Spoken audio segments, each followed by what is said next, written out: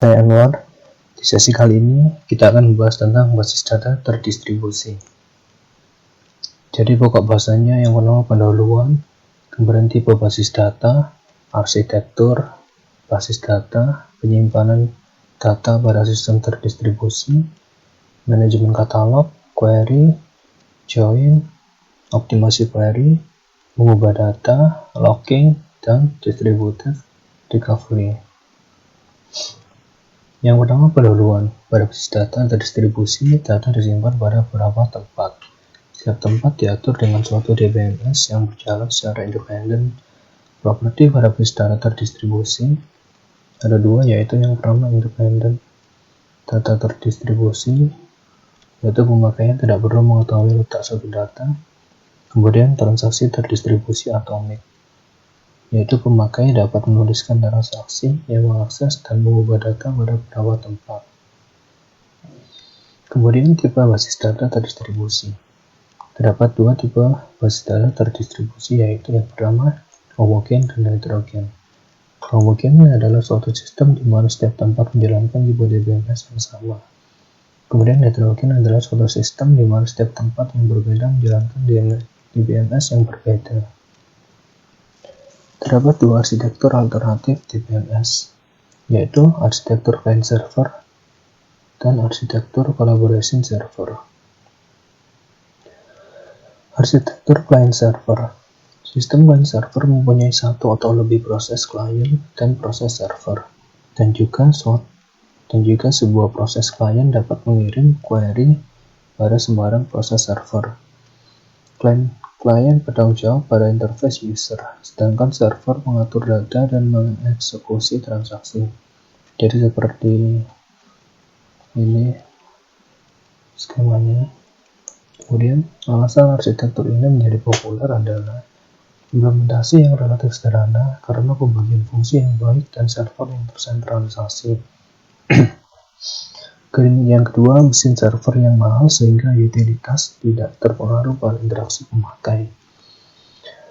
Kemudian klien dapat menjalankan interface berbasis grafis sehingga lebih mudah dibandingkan dengan interface server yang tidak user friendly.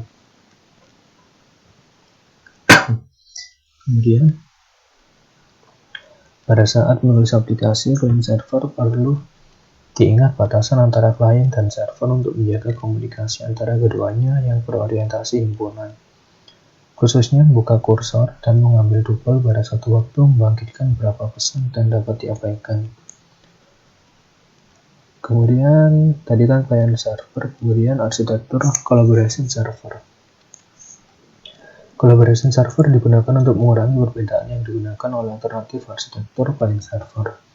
Terdapat sekumpulan server berbasis data yang menjalankan transaksi data lokal yang bekerja sama mengeksekusi transaksi pada beberapa server. Jika server menerima query yang membutuhkan akses ke data pada server lain, sistem akan membangkitkan subquery yang dieksekusi server lain dan mengambil hasilnya bersama untuk menggabungkan menjadi query asal. Jadi seperti ini skemanya yang collaboration server. Kemudian penyimpanan data pada sistem terdistribusi. Relasi disimpan pada beberapa tempat. Pengaksesan relasi yang disimpan pada remote site mengakibatkan biaya melewatkan pesan. Untuk menguranginya, sebuah relasi dipartisipasi atau difragmentasi ke beberapa tempat di mana fragmen tersebut sering diakses. Kemudian fragmentasi. Jadi fragmentasi terdiri dari relasi yang dibagi ke relasi atau fragmen yang lebih kecil dan mengirim fragmen tersebut pada beberapa tempat. Terdapat dua macam fragmentasi, yaitu yang bernama fragmentasi horizontal, yaitu setiap fragmen terdiri dari sebuah subset baris dari relasi asal. Kemudian yang kedua fragmentasi vertikal, yaitu setiap fragmen terdiri dari sebuah subset kolom dari relasi asal. Kemudian ada replika. Replika merupakan proses menyimpan beberapa kopi dari sebuah relasi atau fragmen relasi. Keseluruhan relasi dapat direplikasi pada suatu tempat atau lebih. Berikut ilustrasi dari replikasi. Jadi seperti ini ilustrasinya. motivasi untuk replika adalah meningkatkan ketersediaan data. Jika sebuah tempat yang berisi replika melambat, kita dapat menemukan data yang sama pada tempat yang lain. Kemudian jika kopi lokal dari relasi yang tidak tersedia, maka tidak terpengaruh saluran komunikasi yang gagal. Evaluasi query yang lebih cepat karena dapat menggunakan kopi lokal dari relasi termasuk ke remote site. Manajemen katalog terdistribusi. Menyimpan data terdistribusi pada beberapa tempat dapat menjadi sangat kompleks dengan nama yang berbeda.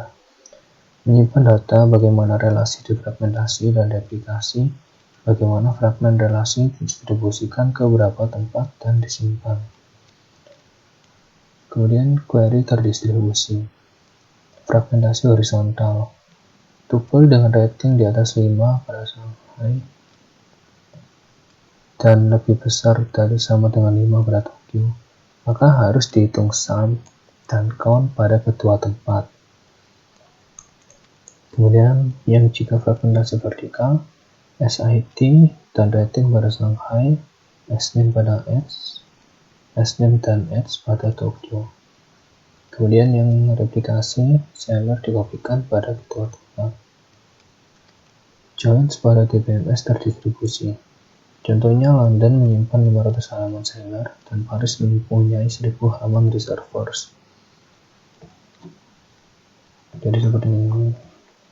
Kemudian yang semi-join, teknik ini ditunjukkan untuk mengurangi jumlah tuple reservoir yang dikirim dengan mengurangi biaya komputasi dan proyeksi pengiriman dan untuk biaya pengiriman relasi reservoir penuh. Intinya terdiri dari langkah sebagai berikut. Di London, proyeksikan seller ke kolom join dan kirimkan ke Paris. Di Paris, lakukan join pada proyeksi seller ke kolom. Di Paris, lakukan join pada proyeksi seller dengan reservoir. Hasil join disebut redaksi dari server dengan seller. Kemudian kirimkan reduksi reservoir ke London. Pada London, join seller dengan reservoir yang sudah direduksi. Kemudian optimasi query pada DBMS terdistribusi. Untuk optimasi query pada sistem terdistribusi menggunakan pendekatan biaya. Perbedaan optimasi query pada sistem terdistribusi dan sistem tersentralisasi ialah biaya komunikasi harus dipertimbangkan. Autonomi tempat lokal harus diperhatikan menggunakan metode join terdistribusi yang baru. Kemudian mengubah data terdistribusi. Replikasi transaksi dapat dilakukan dengan cara synchronous replication dan asynchronous replication. Yang synchronous replication yaitu semua copy relasi yang dimodifikasi harus diubah sebelum modifikasi transaksi commit. Distribusi data dibuat transparan ke pemakai. Lalu yang asinkronus, copy dari sebuah relasi yang dimodifikasi hanya diubah secara periodik. Copy yang berbeda akan keluar dari sinkronisasi. User hanya waspada pada distribusi data dan produk saat ini mengikuti pendekatan ini. Kita bahas lebih dalam yang synchronous replication. Dua teknik untuk menjamin transaksi terlihat nilai yang sama dengan copy. Yang pertama, voting. Transaksi harus menulis mayoritas copy untuk modifikasi sebuah objek. Harus membaca cukup copy untuk meyakinkan bahwa terlihat setidaknya pada satu copy saat itu. Teknik ini biasanya tidak atraktif karena pembacaan yang biasa. Kemudian yang kedua, read any, write all. Penulisan lebih lambat dan pembacaan lebih cepat daripada teknik voting. Teknik ini banyak digunakan pada synchronous replication. Kemudian pemilihan teknik synchronous replication akan menentukan tempat mana yang terkunci untuk setting. Kemudian biaya pada synchronous replication adalah sebagai berikut. Sebelum transaksi yang diubah commit, harus dilihat penguncian pada semua copy yang dimodifikasi. Kirimkan perintah log ke remote site dan sementara menunggu respon pegang kunci yang lain. Jika tempat atau saluran gagal, transaksi tidak dapat di-commit sampai transaksi kembali. Meskipun tidak terjadi kegagalan, commit harus mengikuti commit protokol dengan beberapa pesan yang mahal. Karena itu, alternatif teknik asynchronous replication banyak digunakan. Kemudian, pembahasan yang asynchronous replication. Asynchronous replication mengizinkan memodifikasi transaksi commit sebelum semua copy diubah. Pemakai harus waspada copy yang keluar dari sinkronisasi untuk suatu periode waktu yang pendek.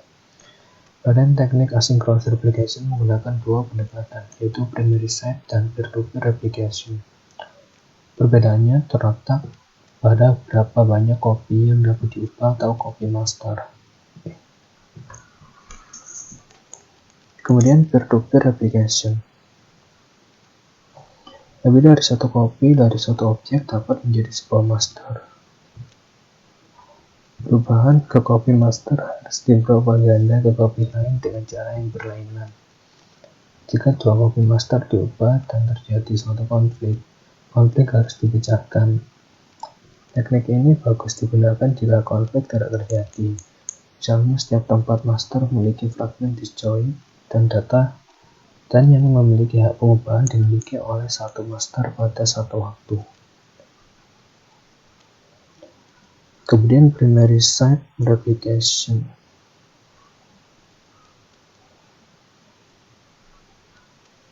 Tepat satu copy dari suatu relasi digunakan sebagai primary copy atau master copy.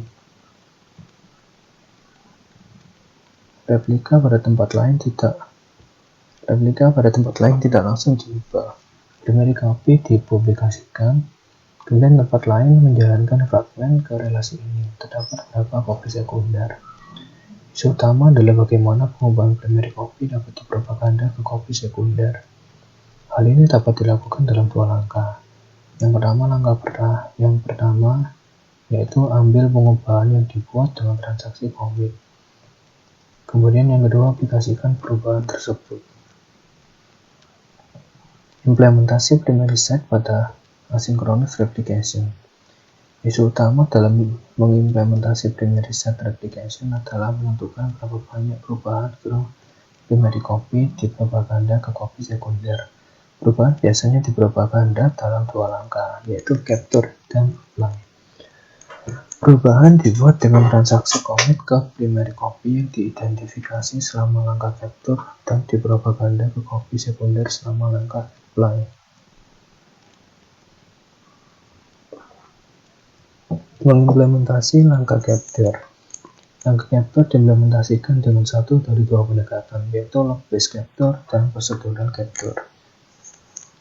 Yang pertama, log-based capture, yaitu log digunakan untuk membangkitkan change data table. Jika hal ini dikerjakan, ketika log terakhir ditulis ke disk, harus menghapus perubahan ke subsequent yang dihentikan transaksi. Kemudian yang kedua, procedural capture, suatu prosedur yang secara otomatis dibangkitkan mengerjakan capture. Implementasi capture dengan log-based capture lebih baik karena lebih murah dan lebih cepat, tetapi harus memahami detail dari properti log. Proses apply pada tempat sekunder secara periodik mengakibatkan perubahan ke capacity dari primary site dan mengubah copy. Periode didefinisikan oleh timer atau pemakai aplikasi. Replika dapat dipandang lebih dari relasi yang dimodifikasi. Jika hal ini terjadi, replika terdiri dari pengubahan pandangan material yang naik sebagai perubahan relasi. Log-based capture ditambah apply yang terus-menerus akan meminimalkan delay pada propaganda perubahan. Procedural capture ditambah application driven apply merupakan cara yang fleksibel untuk perubahan proses. Untuk menangani penguncian objek pada beberapa tempat digunakan cara sentralisasi, primary copy, dan terdistribusi penuh. Kemudian distributed deadlock detection. Setiap tempat menangani local wait for graph. Deadlock global akan terjadi jika local graph tidak membentuk siklus seperti dapat dilihat pada gambar berikut yang menunjukkan terjadi deadlock global. Untuk mendeteksi deadlock digunakan 3 solusi, yaitu sentralisasi, yaitu mengirim semua local graph ke satu tempat, kemudian hierarki, yaitu mengorganisasi tempat ke dalam suatu hierarki dan mengirim local graph ke parent dari hierarki. Kemudian timeout, yaitu menghentikan transaksi jika menunggu terlalu lama. Kemudian distributed recovery. Proses pemulihan pada DBMS terdistribusi lebih kompleks daripada DBMS tersentralisasi karena sebagai berikut. Terjadi kegagalan yang baru, misalnya saluran komunikasi dan remote site. Jika subtransaksi dari suatu transaksi mengeksekusi tempat yang berbeda, semua atau tidak ada yang harus dikomit. Hal ini memerlukan komit protokol untuk menangani hal tersebut. Kemudian suatu log ditangani pada setiap tempat, sebagaimana pada DBMS tersentralisasi dan aksi komit protokol ditambahkan pada log. Kemudian two-phase commit, tempat di mana transaksi asal disebut koordinator, sedangkan tempat lain di mana transaksi mengeksekusi disebut subordinat. Jika sebuah transaksi ingin commit, maka koordinator mengirim pesan prepare ke semua subordinat. Subordinat memaksa menulis rekaman log abort atau prepare dan mengirim suatu pesan no or yes ke koordinator. Jika koordinator menerima pesan yes, maka koordinator memaksa menulis suatu rekaman log commit dan mengirim pesan commit ke semua subordinat. Sebaliknya, memaksa menulis rekaman log abort dan mengirim pesan abort. Subordinat memaksa menulis rekaman log abort commit berdasarkan pesan yang didapat, kemudian mengirim pesan egg ke koordinator. Koordinator menulis rekaman log setelah mendapatkan semua pesan. Kemudian restart setelah suatu kegagalan pada suatu tempat. Jika kita mempunyai rekaman log commit atau abort untuk transaksi T, tetapi tidak mempunyai rekaman N, maka harus redo atau undo T. Jika tempat ini adalah koordinator untuk T, dapat kirimkan pesan commit atau abort ke subordinat sampai pesan egg. Jika kita menyiapkan rekaman log transaksi T, tetapi tidak commit atau abort, tempat ini adalah subordinat untuk T.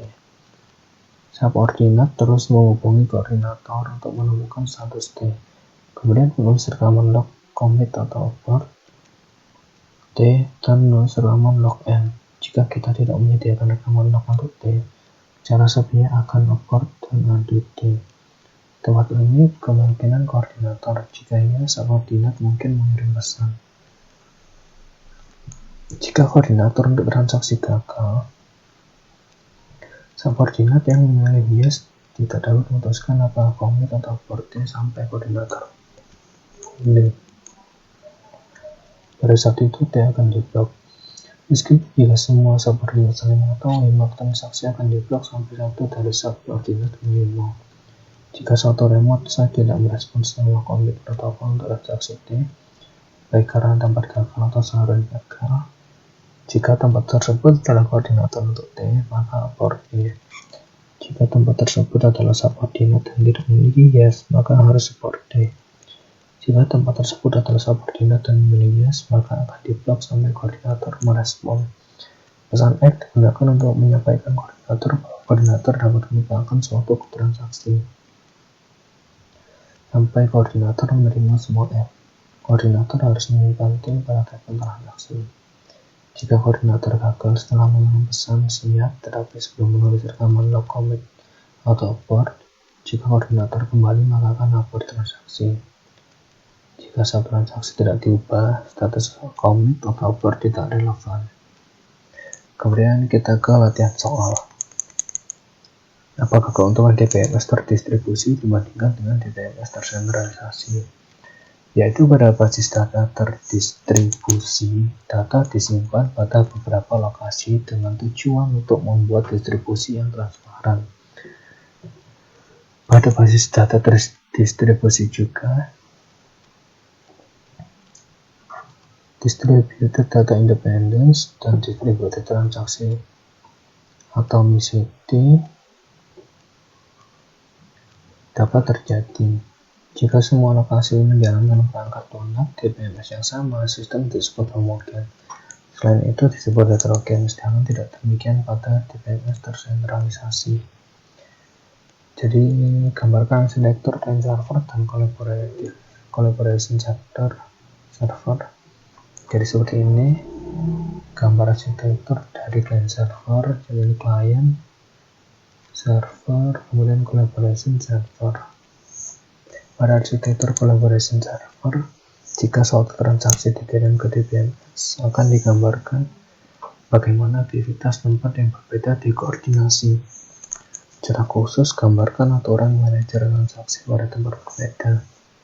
Konsep atomik transaksi terdistribusi. Jadi seperti ini gambar konsepnya. Kemudian definisikan fragmentasi tanda aplikasi dalam hal di mana data disimpan. Fragmentasi itu terdiri dari relasi yang dibagi ke relasi atau fragmen yang lebih kecil dan mengirim fragmen pada beberapa tempat. Kemudian yang replikasi berarti bahwa kita menyimpan beberapa kopi sebuah relasi atau fragmen relasi.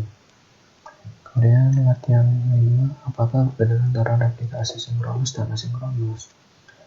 Sinkronus yaitu semua kopi dari relasi yang dimodifikasi harus diubah sebelum modifikasi transaksi commit. Distribusi data dibuat transparan ke pemakai. Yang asinkronus, kopi dari sebuah relasi yang dimodifikasi hanya diubah secara periodik.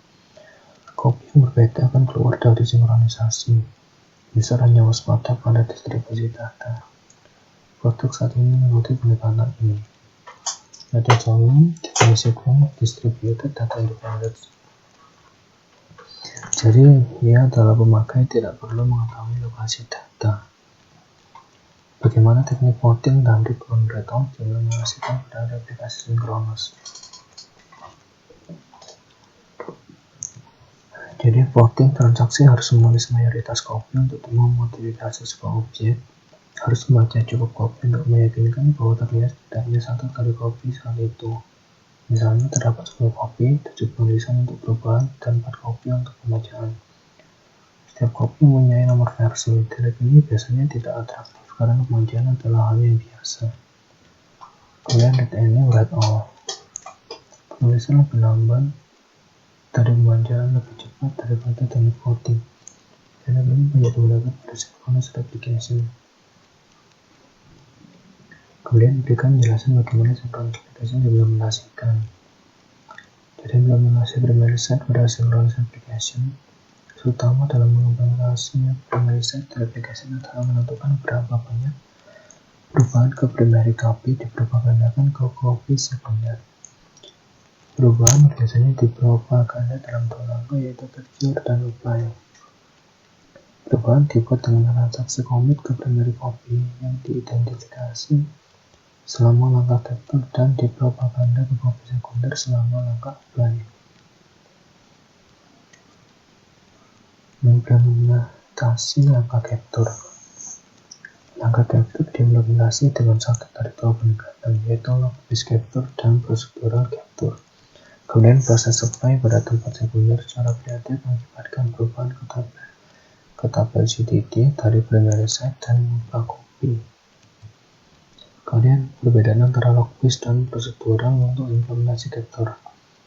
Log-based capture yaitu digunakan untuk membangkitkan change data table. Jika ini dikerjakan ketika log terakhir ditulis ke disk, harus menghapus perubahan ke subsecond yang diberikan transaksi. Kemudian yang procedural capture, suatu prosedur yang secara otomatis mengerjakan capture. Kemudian mengapa pemberian nama unit pada objek basis data lebih kompleks pada DNS terdistribusi? Karena jika suatu relasi difragment dan direplika, setiap partisi memerlukan nama global yang unik yang disebut relasional. Manajemen katalog terdistribusi diperlukan untuk menyimpan rekaman di mana data disimpan. Ya, sekian sesi kali ini tentang basis data terdistribusi. Sampai ketemu di sesi-sesi berikutnya. Bye.